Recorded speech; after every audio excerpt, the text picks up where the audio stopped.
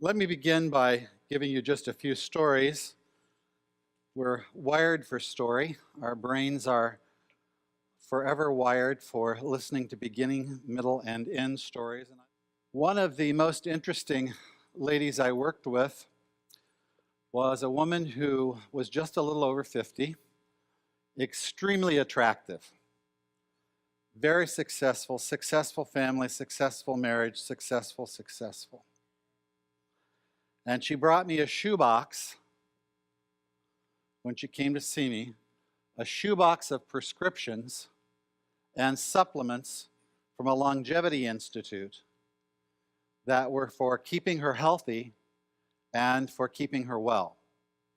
And she showed me this shoebox and she said, "It's not working. All of these are not working. I am not happy, and I have contemplated suicide. Even though I have a young daughter, I have contemplated suicide, taking my own life, because with all the successes I've had and everything I've done, I just don't feel like it's going anywhere. I just don't feel like it," and the key words came, "means anything. I don't feel like it means anything." And at the crux of all of this is a crux for meaning, is the search for meaning and purpose, from which comes a sense of personal significance. If we lose that sense of personal significance, we lose our sense of worthwhileness and our sense of being plugged into in a meaningful way in the world in which we live.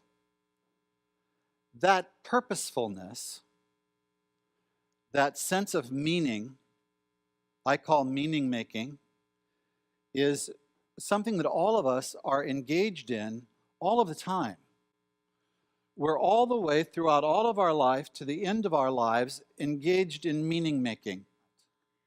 There are times in life when that meaning making scheme we have breaks down.